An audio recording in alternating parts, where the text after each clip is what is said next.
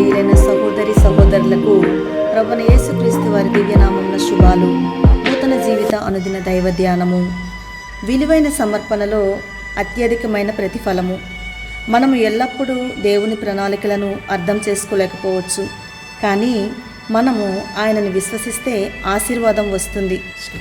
ఆదికాండము 22వ అధ్యాయము 1-3 వచనముల్లో ఆ సంగతులు జరిగిన తరువాత దేవుడు అబ్రహామును పరిశోధించెను. ఎట్లనగా ఆయన అబ్రహామా అని పిలవగా అతడు చిత్తము ప్రభువా అనెను. అప్పుడు ఆయన, నీకు ఒక్కడై ఉన్న నీ కుమారుని అనగా నీవు ప్రేమించు ఇస్సాకును తీసుకొని మోరియా దేశమునకు వెళ్ళి అక్కడ నేను నీతో చెప్పబోవు పర్వతములలో ఒకదాని మీద దహన బలిగా అతన్ని అర్పించమని చెప్పెను.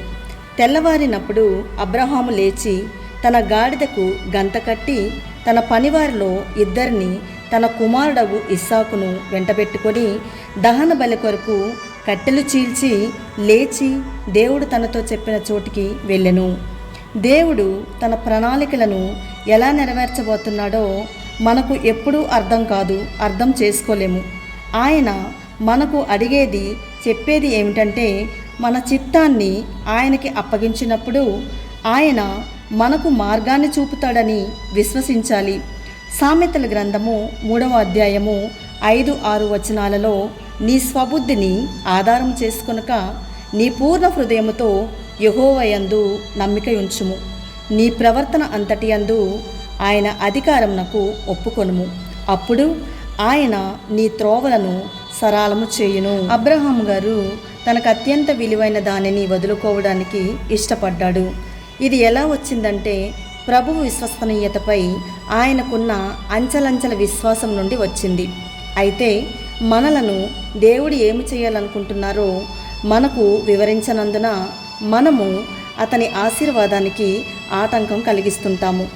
అయితే మనము దేవుడు ఇచ్చే తలంపులను అంగీకరించినప్పుడు ఆయన తన మంచితనాన్ని కృమ్మరిస్తాడు, మన విధేయతకు ప్రతిఫలమిస్తాడు. భౌతిక ఆశీర్వాదాల కంటే దేవుడు మన ఆత్మలో మనకు బోధిస్తున్న విషయాలు చాలా ముఖ్యమైనవి. ప్రభువుకు విధేయత చూపడం ద్వారా సహజంగా ఆయన మనకు ఇవ్వదలసిన వాటిని స్వీకరించడానికి మనల్ని ఉనికిలో ఉంచుతాడు. అయితే మనము ఆయనను విశ్వసించడంలో విఫలమైనప్పుడు, ఆయన చెప్పేది చేయడానికి నిరాకరించినప్పుడు దేవుడు మన జీవితంలో సాధించగల కొన్ని మంచి వాటి నుండి మనల్ని మనమే దూరం చేసుకుంటున్నాము. ప్రభువు మనల్ని చెప్తున్నది ఏమిటంటే మనము ఆయనకు పాక్షికంగా మాత్రమే సహకరిస్తుంటే మనం అర్థం చేసుకోవలసిన అవసరాన్ని ప్రక్కన పెట్టి అబ్రహాము గారిలాగా సంకోచించకుండా పూర్తిగా విధేయత చూపిస్తే మనము విడిచిపెట్టేదానికంటే మనము అనుకున్న దానికంటే అధికంగా ఇవ్వగలవాడు మనము నమ్ముకున్న దేవుడు. పనులు సజావుగా జరుగుతున్నా లేదా దిగువ స్థాయికి పడిపోయినా అతను ఎల్లప్పుడూ నమ్మదగిన దేవుడు. ఆమెన్.